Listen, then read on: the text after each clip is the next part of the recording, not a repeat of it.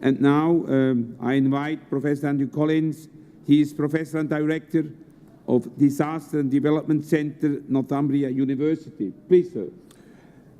Thank you to UNISDR Chair and all delegates in providing opportunity for this statement from the Disaster and Development Network and Disaster and Development Center. We are greatly encouraged that the rationale to fundamentally link disaster reduction and sustainable development has become more a norm of policy and practice drivers since previous platforms. We are, however, challenged by the enormity of necessary change that this growing awareness demands.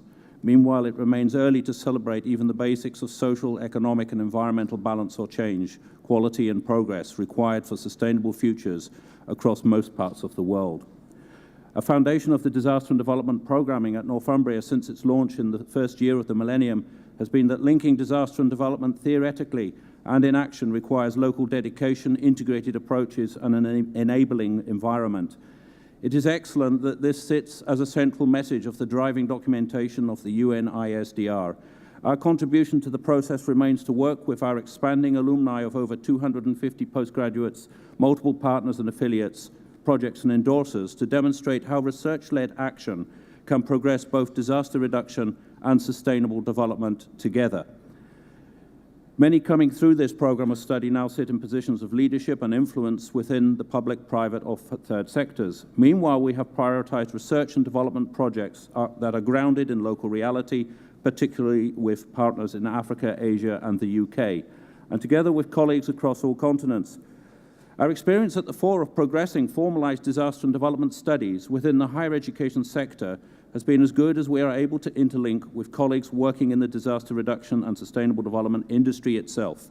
We believe that higher education must be both part of and apart from that industry. We have been providing space for developing thought at multiple levels and providing the capacity to turn this into action. The agenda has never before been so urgent. The context of global economic and climate change leave the next generation of learners asking, how can I be involved and what can I do?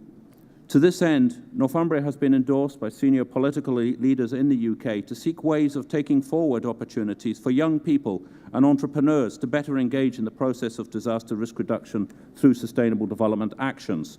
We will progress this locally and contribute globally, being informed by grounded engagement with partners. Beyond the consolidation of increased opportunity in the disaster and development field, we will continue to look beyond immediate norms of policy and practice to hitherto less explored territories of the future. To this end, we are ourselves undergoing significant change that will further facilitate that process. While Northumbria University will host the Disaster and Development Network, we are pleased to update that the private sector has adopted the Disaster and Development Center online, and this is being pre-launched around the time of this platform. We're also proud to be working in partnership with the International Society for Integrated Disaster Risk Management for the hosting and delivery of the combined 2013 Dealing with Disasters 4th iDream Conference on the 4th to 6th of September, focusing on From Opportunity to Action, bridging the gap between disaster reduction and development through sciences, technology, and people-centered actions. We anticipate that this will also contribute in the process of identifying the elements of a post-2015 framework for disaster risk reduction. In summary, there remain many gaps in innovation and commitment for knowledgeable and effective practical implementation of disaster and development to scale. Bridging this gap requires broad-scale educational strengthening for disaster and development consciousness and capacity. The progress has been in laying foundations for which disasters are reduced by appropriate development and development facilitated by disaster reduction. However, linking disaster and development is not merely about surviving, but thriving sustainably. The latter can be progressed through approaching disaster risk not in terms of impacts on income, basic needs and capacities alone, but by raising aspirations for fuller and more equitable well-being. Thank you.